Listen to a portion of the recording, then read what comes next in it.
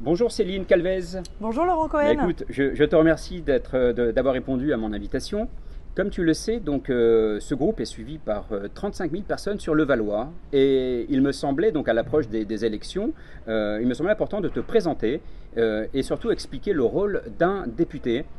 Alors, tu es actuellement député de notre circonscription, donc Levallois et Clichy. Pour un petit rappel, je rappelle que tu as été élu en 2017 face à Arnaud de Courson, que l'on connaît ici sur le Valois, à 62,5%. Pas mal comme score. Et information, tu succèdes à Patrick Balkany. C'est pas rien. Alors, tu es issu, donc pour faire un peu ta présentation, tu es issu de la société civile. Tu as été chef d'entreprise dans la communication, je ne me trompe pas.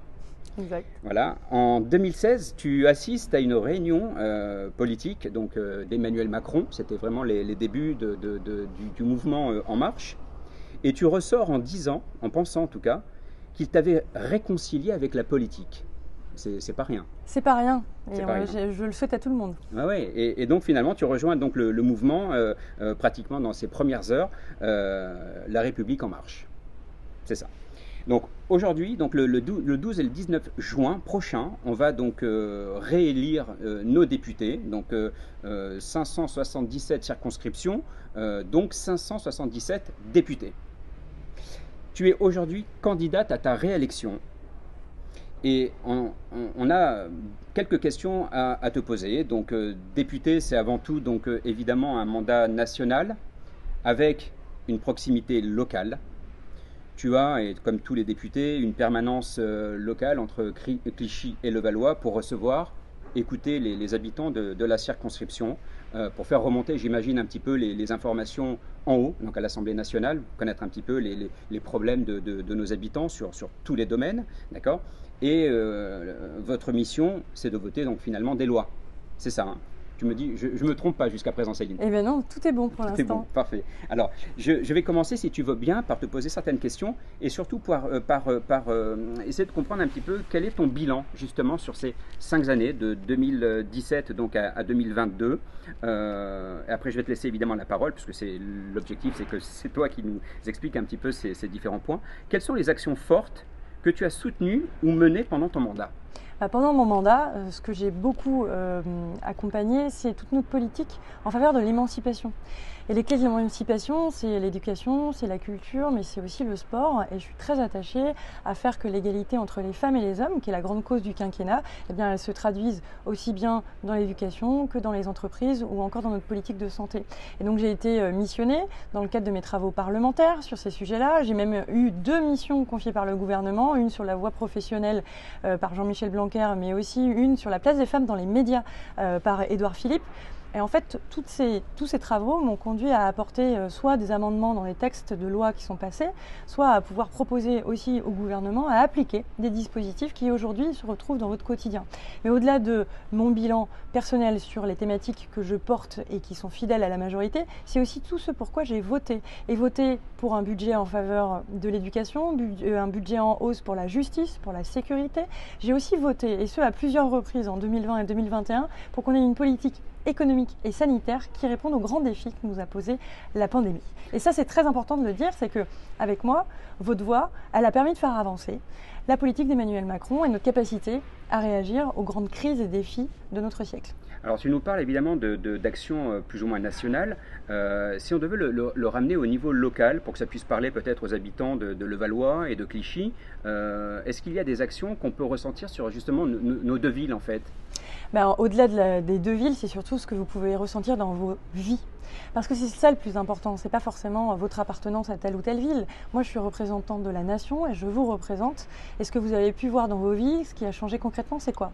On a supprimé la taxe d'habitation. Ça veut dire que vous avez à avoir plusieurs centaines d'euros en moins à payer chaque année. Vous avez pu aussi bénéficier de davantage de policiers. Vous avez pu, à Clichy, mais c'est valable aussi à Levallois, voir que des véhicules et qu'on a payé avec le budget de l'État puissent vous rassurer dans les rues. Vous avez pu voir vos emplois maintenus. En fait, ce qu'il faut bien comprendre, c'est que l'action que j'ai projet, moi, au niveau national, elle se traduit dans votre quotidien. Dans votre quotidien, dans celui de vos enfants, dans celui de vos aînés, dont les minima sociaux ont été revalorisés. Et on va encore et toujours le faire. Nous, le premier texte que l'on va porter à l'Assemblée nationale, ça va être pour votre pouvoir d'achat. Et le pouvoir d'achat, c'est aussi bien, que les retraités voient leur indice élevé. Ça veut dire que vous allez pouvoir, si vous avez une retraite de 1 500 €, avoir 70 € en plus par mois. C'est très concret. En fait, notre action, elle est directement dans votre quotidien depuis 2017. Alors, tu fais partie de la majorité présidentielle sur la 5e circonscription donc des Hauts-de-Seine, donc la nôtre, Levallois-Clichy. On a une liste assez importante de candidats, on a 14 candidats. Tu es la seule candidate, puisque les autres se bataillent un petit peu sur la droite, la gauche, d'autres partis. Tu es la seule candidate de la majorité présidentielle. Quel est l'intérêt de voter justement pour un candidat qui fait partie justement de la majorité présidentielle et qui sera certainement majoritaire peut-être à l'Assemblée nationale?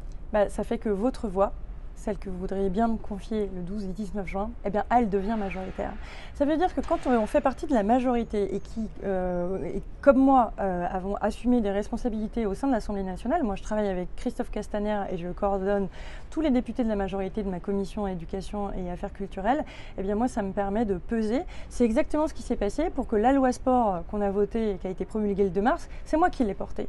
Il fallait pouvoir porter ces impératifs pour faire rapprocher le sport et la santé, le sport et l'éducation, une meilleure place des femmes dans le sport. Si je n'avais pas fait partie de la majorité, je peux vous dire qu'elle n'existerait pas, cette loi. Parce qu'il faut trouver comment le mettre à l'agenda, comment aussi persuader vos collègues d'en faire une priorité et de la voter. Et ça permet de montrer que le territoire de Levallois, il a cette rayonnance de sport, et ça va être encore plus avec 2024.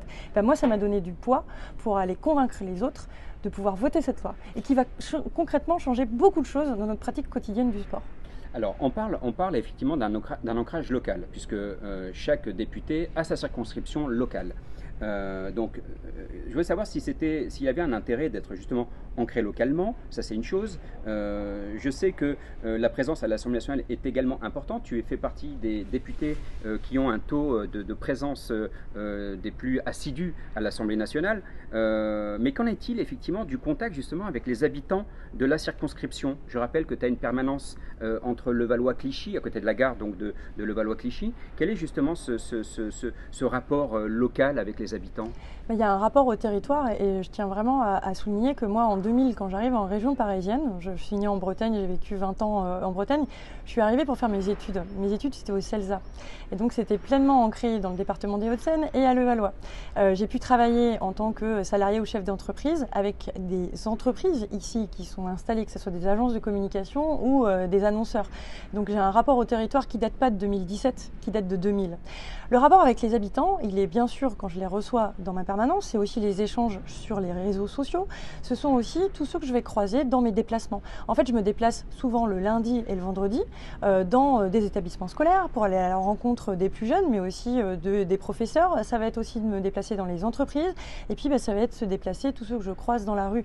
Mais effectivement, je ne peux pas être dans la rue tout le temps puisque, comme vous venez de le rappeler, je siège et je fais partie de ceux qui travaillent beaucoup à l'Assemblée nationale. En fait, être à l'Assemblée nationale, c'est être avec vous parce que je vous y représente. Je vous y représente. Et quand on parle de l'ancrage local, c'est pas forcément de cumuler les mandats au niveau local.